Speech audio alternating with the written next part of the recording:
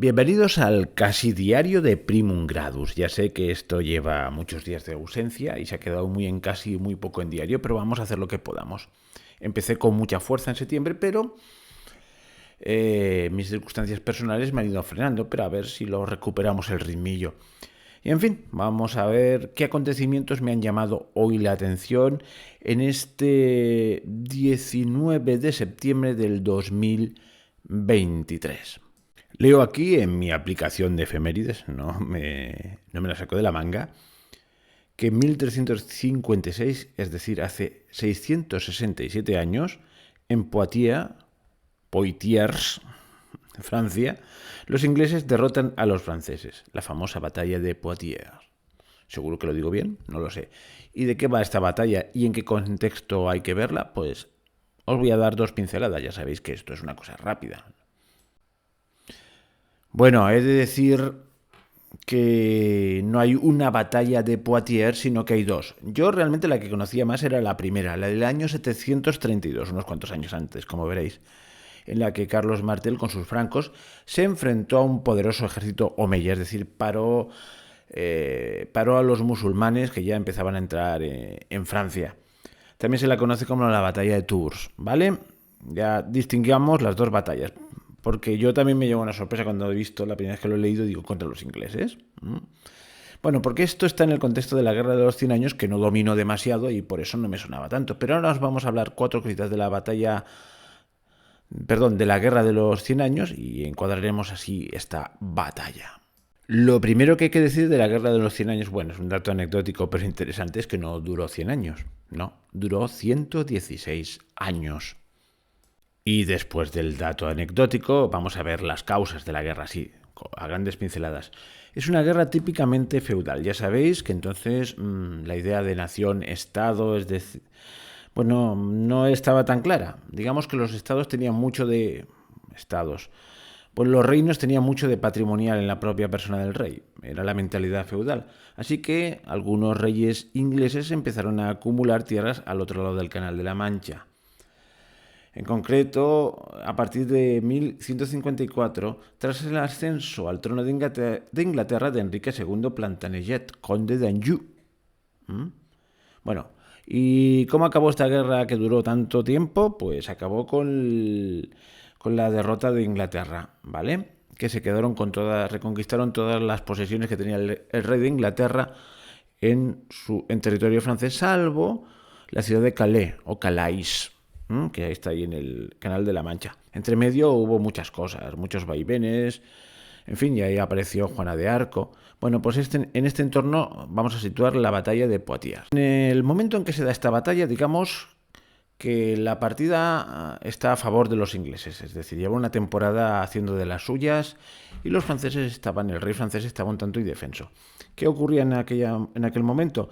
Pues que los ingleses hacían continuas razzias o cabalgadas arrasándolo todo por territorio francés, por los territorios del rey francés.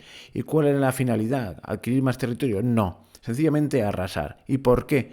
Porque ya os digo que es una guerra plenamente feudal, en el cual todos los estamentos tenían deberes y obligaciones. Y una de las obligaciones del rey y de los nobles era proteger a sus súbditos.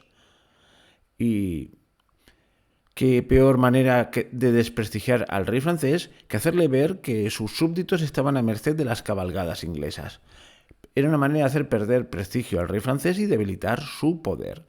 Los campesinos estaban muy tensos, había tensión contra su propio rey que no era capaz de protegerle. Y así una y otra vez habían grandes cabalgadas, seguramente tendría un nombre propio, sí, chevauchées, cabalgadas, le llaman los franceses. O sea, de pronto se enviaba un ejército y se daba un paseo infernal por las tierras de Francia, arrasándolo todo. Una política de tierra quemada. En estas estamos cuando el 8 de agosto de 1356, Eduardo, el príncipe de Gales, conocido a partir del siglo XVI como el Príncipe Negro, por algo sería, que en aquel entonces tendría 26 añitos, era un joven impetuoso, además era un guerrero contrastado y competente, porque seguramente desde bien jovencito había estado al frente de sus soldados en la guerra, era lo que le tocaba al rey. Entonces los reyes tenían que demostrar su valor en la guerra, ¿eh? Bueno, pues la cuestión es que se dedicó a hacer una de sus cabalgadas por territorio francés. Y ocurrió que algo no le salió como lo tenía previsto. Después de arrasar todo lo que pudo y más, al llegar a la ciudad de Tours, no ocurrió lo previsto, que era tomar la plaza, sino que se resistieron más de lo previsto. Y esto no entraba en el guión. Ahí se quedaron atorados. Los franceses pensaron, esta es la nuestra. Ahí os tenemos. No vais a huir. Nos da tiempo a preparar un ejército y enfrentarnos a vosotros, porque esas cabalgadas normalmente los pillaban por sorpresa a los franceses y no les daban tiempo a reaccionar. Pero esta vez sí pudo constituir un ejército, con tropas de todas partes, incluso habían escoceses, que ya sabéis que los escoceses tradicionalmente, por lo menos en la Edad Media, les tenían un poquito de tierra a los ingleses, etcétera, etcétera. Era la oportunidad de oro. ¿Y cómo acabó aquello? Pues con una derrota escandalosa de los franceses. Y con la captura del propio rey de Francia. Total, las consecuencias fueron tremendas, no solo de desprestigio de la monarquía francesa, sino también económicas, porque tuvieron que pagar un cuantioso rescate por su rey. En fin, eso significa que la guerra se dilataría un poquito, Francia quedaría un poco sumida en la desesperación, pero lo surgiría y tal. 116 años dan para mucho. Pero bueno, un episodio interesante al cual quizás algún día le dedique un programa de Primum Grados. Pero sigamos adelante con más efemérides. Tal día como hoy, 19 de septiembre, pero de 1580, es decir, hace 443 años, pues resulta que un señor llamado Miguel de Cervantes pues consiguió la libertad de su cautiverio en la ciudad de Argel. ¿Y qué hacía en Argel? ¿Y por qué estaba cautivo? ¿Había cometido algún delito? No. Fue víctima de una mafia de secuestros, muy activa por aquella época. Una mafia de, pues eso, de piratas del norte de África que se dedicaban a eso, era su negocio. No eran como los secuestros express, eran más pausados porque requerían más tiempo, pero cuando apresaban una nave cristiana, miraban los que habían por ahí, a los que veían pobres, pues posiblemente los dedicaban a ser esclavos de a pie, y a los que veían que por su ropa, por su ropaje, por su cultura o lo que fuese, podían ser gente de buena posición, pues tomaban nota y mandaban, si queréis que os lo devolvamos, dadnos dinero. Bueno, un negocio como otro cualquiera, ¿no? En fin, Cervantes tuvo muchas aventuras. Fue antes que literato fue soldado. Bueno, no antes o después, no lo sé, pero él tenía como más orgullo haber estado en la batalla de Lepanto que no haber escrito el Quijote, o así lo puso por escrito. Bueno, pasemos a la siguiente efeméride. Y en mi recolector de efemérides veo que dice que en 1692, en Salem, Estados Unidos, bueno, aquí dice Estados Unidos, pero entonces aún no era Estados Unidos, aún le faltaba un poquito, unos cuantos años, casi un siglo. Bueno, en el marco de los juicios por brujería en Salem, ¿os suena? El granjero Giles Corey, de 71 años, fallece tras 2 días de aplastamiento por no haberse declarado culpable ni inocente. 2 días después será asesinada su esposa, que se había declarado inocente, por no haber admitido su culpabilidad. Todo un juicio muy ecuánime, como podéis ver. Bueno, de aquí, de este hecho de Salem, viene aquella expresión de caza de brujas, porque más adelante hubo una famosa obra de teatro que lo recreaba y lo ponía de... ¿Quién era? ¿De Tennessee Williams? Esperad un momento que lo voy a consultar, no quiero meter la pata. Un segundo, corto. Suspendido en literatura norteamericana. No era Tennessee Williams, no sé en qué estaba pensando. Era Arthur Miller. Hizo Las brujas de Salem o El crisol. Y lo publicó en un año en que estaba muy reciente todo aquel caso del llamado macarcismo, es decir, buscar agentes comunistas por todas partes, en Hollywood sobre todo, es lo más sonado. Bueno, quedó como, pues eso, como una frase hecha para designar cuando se desata una histeria colectiva y todo el mundo pues acusa a todo el mundo. Ciertamente el incidente en sí, todo este tema del juicio de las brujas de Salem, en sí mismo merecería un comentario largo y tendido Y no solo eso, sino sus consecuencias a lo largo, o sus reminiscencias actuales, porque hoy en día no estamos hablando del macartismo de los años 50 y tal, sino hoy en día hay auténtica caza de brujas por causas diversas, con linchamientos mediáticos, con muertes civiles, es decir, cuando un tío lo critican y es la muerte civil, con incluso sentencias judiciales injustas, etcétera, etcétera. Pues como eso da para un programa, pues por ahí lo dejo. O sea, lo tengo apuntado en mi libreta de temas a tratar. Uno sobre la caza de brujas, las cazas de brujas actuales, que nos dejarían sorprendidos a más de uno, pero seguro que empezáis a sospechar por dónde van los tiros. Pero es que este tema me ha evocado, pues otro asuntillo, que es el tema de las cazas de brujas reales. ¿Fueron tales? ¿En qué medida? ¿Y cuándo se dieron? ¿En la Edad Media? ¿En la Edad Moderna? ¿Cuántos muertos causaron? Y entonces me he puesto a escarbar un poquito. Y entonces veréis las cosas que he encontrado. Y para ello, pues hay que recurrir a la gente que sabe. Y entonces, pues el primer recurso va a ser una cita, que luego explicaré un poquito, de un erudito, alguien que se ha dedicado a estudiar el tema con profundidad, una autoridad en la materia. Citaremos a Gustav Henningsen. Con el nombre ya veis que no es precisamente de las Alpujarras, efectivamente es un hombre del norte, es un danés, un erudito en la materia, pues que posiblemente sea el máximo especialista en Europa del tema este de las brujas. A ver lo que dice sobre la caza de brujas, pues concretamente en el sur de Europa. La caza de brujas por la Inquisición. Y veréis que salen otros temas. Vamos a la cita. Durante las últimas décadas del siglo XX, los historiadores han cambiado nuestra visión de la caza de brujas europea en grado considerable. La brujería no era un invento de la Iglesia, sino una creencia ancestral, hasta el siglo XV considerada como superstición pagana tanto por la Iglesia católica como por la ortodoxa. Sin embargo, la caza de brujas popular está documentada en países como Dinamarca, Alemania, Hungría y Rusia en los siglos XI, XII y XIII.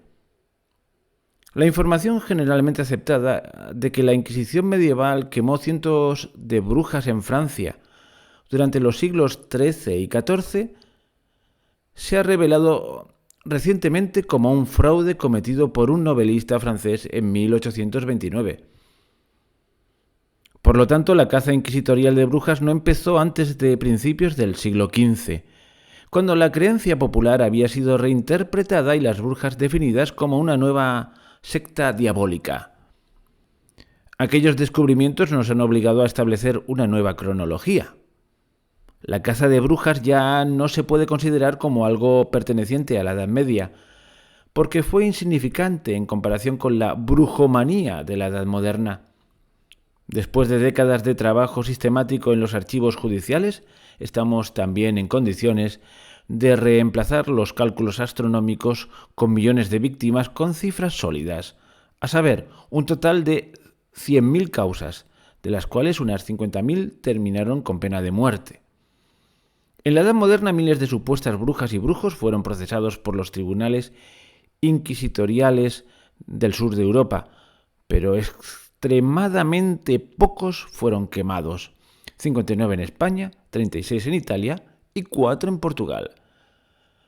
Con su propio servicio de inteligencia y poder casi absoluto, el Santo Oficio podría haber causado un holocausto de brujas en los países católicos del Mediterráneo. Mas la historia nos enseña algo muy diferente. La Inquisición fue la salvación de miles de personas acusadas por aquel crimen imaginario. ¿Veis lo que señala este autor? Paradójicamente, para algunos presuntos brujos y brujas, sobre todo brujas, porque lo que más se acusaba de brujería era a las mujeres, pues la Inquisición fue una tabla de salvación. ¿Por qué? Porque, vamos a ser claros, era un tribunal perfectamente constituido con gente muy competente. No la estoy defendiendo, pero hay que reconocer que jurídicamente eran muy competentes y eran tipos estudiados. Y lo que buscaban eran causas contra auténticos herejes, contra falsos conversos del judaísmo, etcétera, etcétera. Por lo tanto, cuando le venían con las tonterías estas de que hemos visto que la vieja del pueblo pues hace cosas raras, y entonces se ponían a investigar y decían, bueno, esta pobre señora está mal de la cabeza, por favor, tratadla con un poco de cariño y no le hagáis caso, etcétera, etcétera. Así concluían muchos de los informes de los inquisidores. Ellos iban a cosas importantes. 59.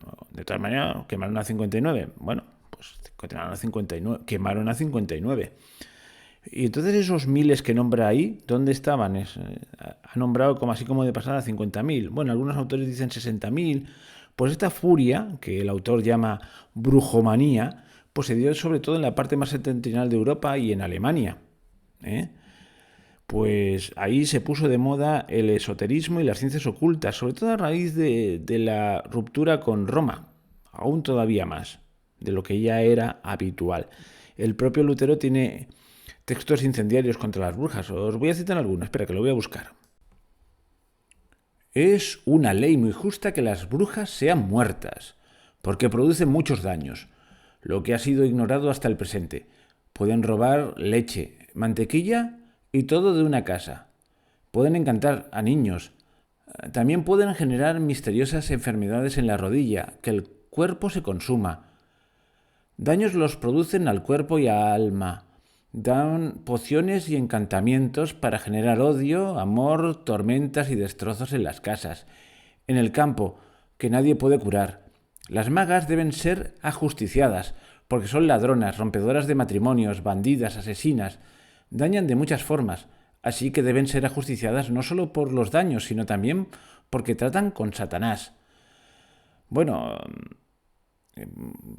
Lutero, que tomaba la Biblia en muchos casos al pie de la letra, pues tenía bien claro aquello de que los brujos sobran en el pueblo elegido, porque eso lo dice varias veces la Biblia. Y además, pues nada, a por ellas. Veamos en comparación algunas citas de lo que decían algunos de los inquisidores encargados del asunto. Antes digo que algunos creyeron algunas de estas cosas o las dieron por ciertas y ajusticiaron a gente, pero no desde luego en tal cantidad. Vamos a ver, curiosamente, cómo estos sí que aplicaban pues la razón, un razonamiento. No en vano, Lutero hablaba de la razón como la fulana, decía otra palabra más fuerte, del diablo. Veamos ahora los razonamientos de algunos inquisidores, solo algunos, una especie de ramillete.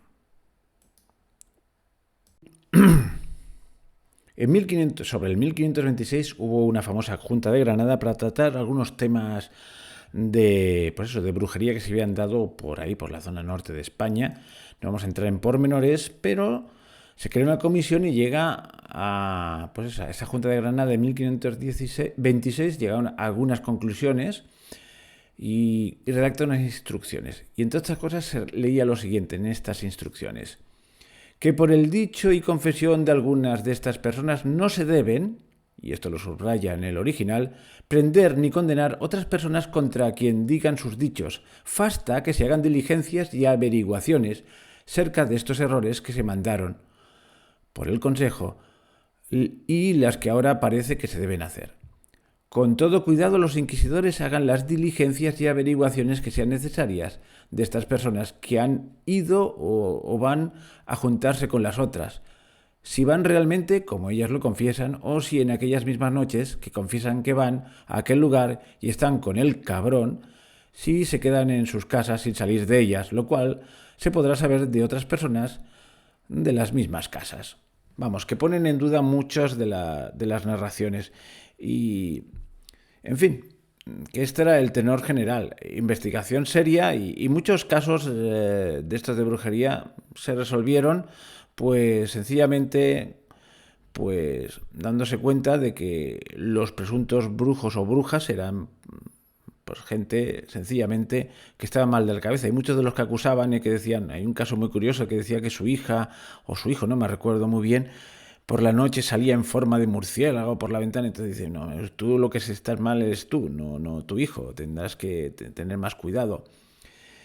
Y en algún momento pues dicen que lo que hay que hacer es llevar predicadores por aquellas partes, porque efectivamente a la gente hacen ritos extraños porque no se les ha predicado bien la palabra de Dios. Bueno, en conclusión, lo que yo quería decir es que justamente los que más mala fama tienen en esto de perseguir brujas fueron los que menos persiguieron y desde luego los que menos mataron.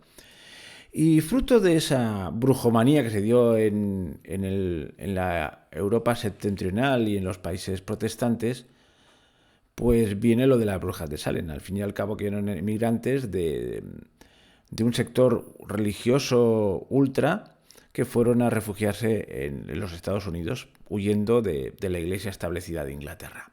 Todo cuadra, ¿verdad?